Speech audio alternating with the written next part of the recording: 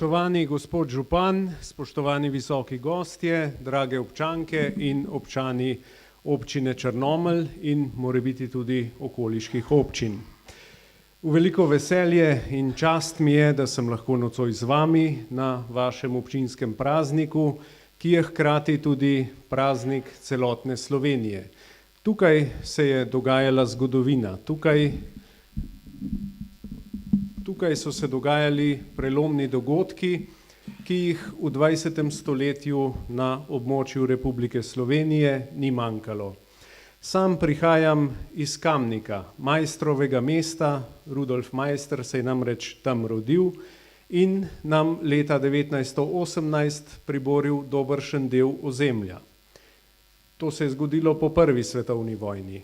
Ob koncu druge svetovne vojne pa se je na tem mestu dogajala zgodovina, katere posledice, dobre plati seveda in mogoče tudi kakšno slabo, to je treba priznati, slovenska zgodovina ni bila vedno samo lepa, ampak če se štejemo na koncu, je bil narodno-osvobodilni boj veličastno dejanje slovenskega naroda za osvoboditev slovenskega ozemlja.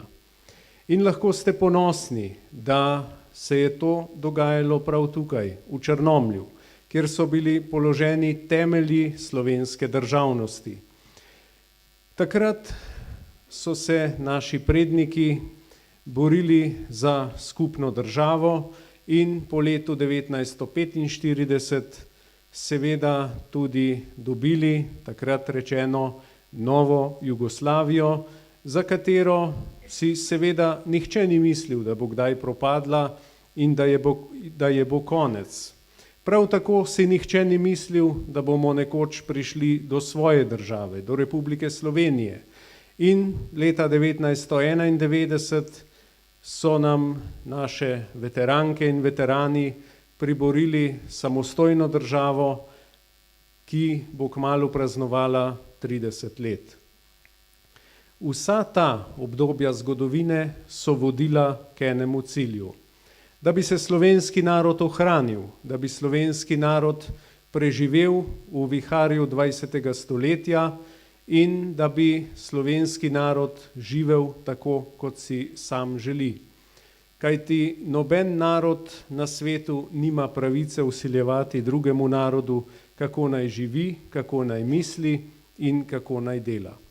Zato smo Slovenke in Slovenci kljub malo številnosti, če se primerjamo z večjimi narodi, velik narod. In majhnost je lahko samo v glavah.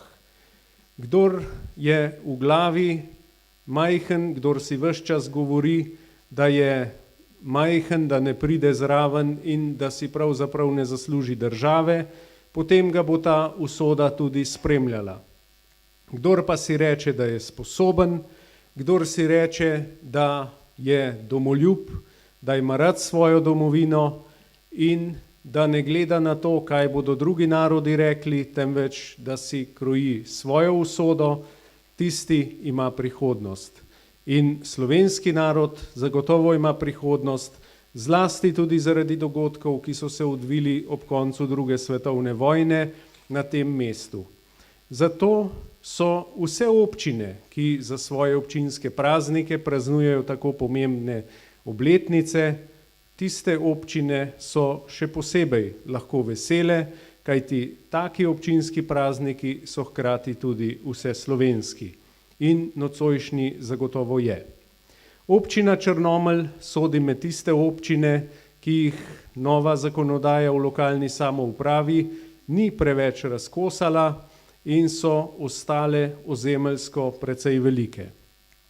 Občina Črnomelj je 5. po velikosti in to predstavlja seveda vsakokratnemu županu neslutene težave.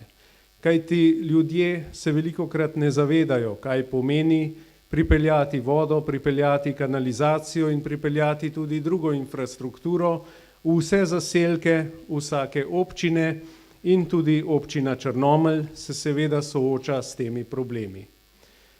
Občina Črnomelj je obmejna občina in tudi to prinaša s seboj nove težave. Zato se tudi vlada Republike Slovenije zagotovo zaveda vseh težav.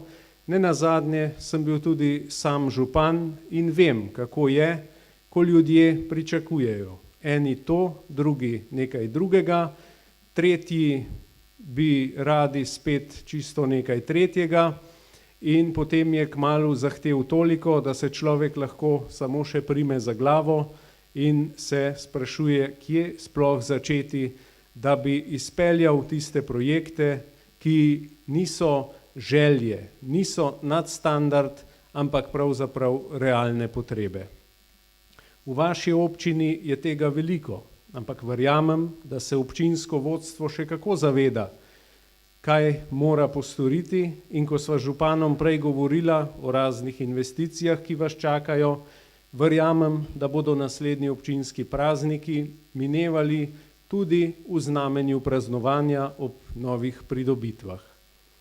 Praznik vsake občine ni namenjen temu, da bi kar tako zamahnili z roko in da bi samo kritizirali, šimfali, kaj ni bilo narejeno, ampak se je treba iskreno poveseliti, da živimo ali pa živite v lepi občini, vendarle urejeni občini, in da ste lahko zadovoljni, da živite na tako lepem koščku Slovenije. Tudi tretja razvojna os, ki je v domeni države, se seveda odvija in prizadevali si bomo, da bo tudi enkrat ugledala luč sveta. Tudi druge zahteve, ali pa ne bom rekel zahteve, pričakovanja, ki jih imate od države, bomo poskušali realizirati, vendar obljub, zlasti ne praznih, ne bomo dajali. Rajši bomo tiho in poskušali skupaj z županom kaj narediti. Drage občanke, dragi občani, spoštovani gospod župan, naj vam iskreno čestitam ob prazniku vaše občine, ki je hkrati tudi naš skupni praznik.